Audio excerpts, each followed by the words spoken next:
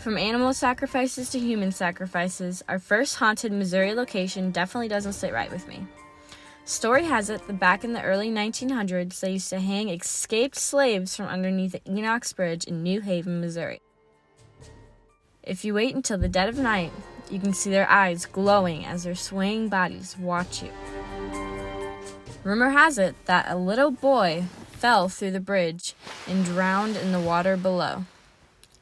The hole that the boy fell through is now covered by a metal plate. Late at night, you can see his body floating or swimming down the river. A few years later, a teenage boy with a broken hip went down the bridge, took painkillers, drank liquor, and fell and died on the rocks below. About a year before I knew any of the history behind this bridge, I actually went to the bridge with my friends and we brought a Ouija board. We literally just thought it was some creepy bridge, and I was super skeptical about the whole thing, so I made my friends flutter their hands up and down just so I knew they were not moving it.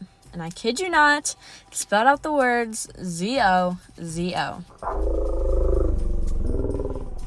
The Zozo demon is a mysterious trickster entity known for stalking people through Ouija boards. While he's often wrangled by a Ouija board, some people believe that even saying his name out loud can also summon the demon from the depths of hell.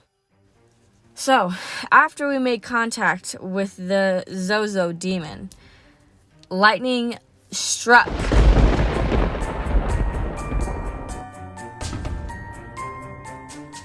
You can believe me or not, but lightning struck, and it started pouring, and we got out of there. And we stopped, so we were driving home, and then we stopped to get, a boot that we found on the side of the road. It was a little boy boot. Why was there a little boy boot? Okay. Who's that? Whose little boy boot is that? And so then we took it, and we went, and I drove it home, and I put it on the side of my garage. It was gone the next day. Don't know what happened to it. Ask my family. They don't know what happened to it either. So...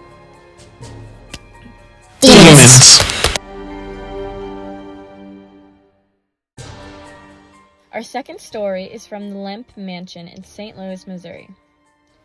It was built in the 1860s, and William Lemp took over his family's brewery after his father Bill mysteriously passed away. William and Julia had 6 children. The fourth, William Sr.'s favorite, Frederick, was being groomed to replace his father as the head of the business.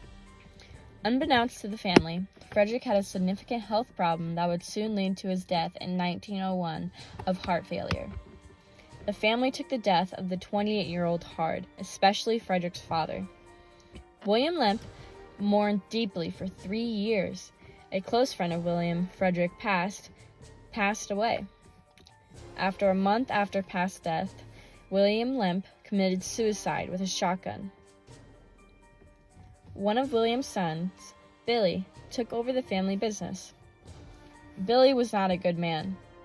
He abused his wife, overdrank, and had a prostitution ring in his family home. Thankfully, the wife filed for divorce. Then, Billy randomly shut down the brewery and fired everyone. He had a son with a woman outside the confines of marriage, and the son was born with Down syndrome. Billy was so ashamed that his child had this, he hid him within the walls of the Lemp Mansion. The boy mysteriously died in that house at the age of 16. The young boy's spirit is still rumored to show his face inside the mansion. Although he did die when he was a teenager, people say his spirit is still young. Stories came around of a monkey-faced boy who can be seen around the attic asking people to play with him. Billy then remarried and had another child. His new wife, Elsa, shot herself in bed. Billy committed suicide 2 years later.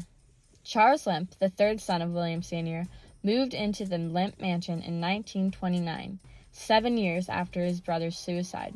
In May 1949, Charles first shot his dog and then himself, leaving behind a note which read, "In case I am found dead, blame it on no one but me." He left instructions for his body with the St. Louis Funeral Home 8 years before his death, 8 years before his suicide. He requested his bodies to have been cremated and in a locked box. In total, the Lemp Mansion saw 4 of their 5 members commit suicide. Many of the Lemp Mansion's former residents are reported to still haunt the home today.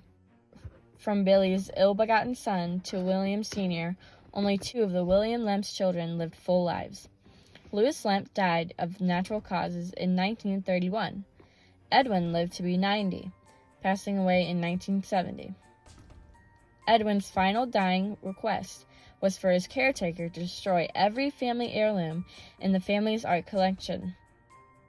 The Lemp Mansion was then turned into a boarding house for 20 more years.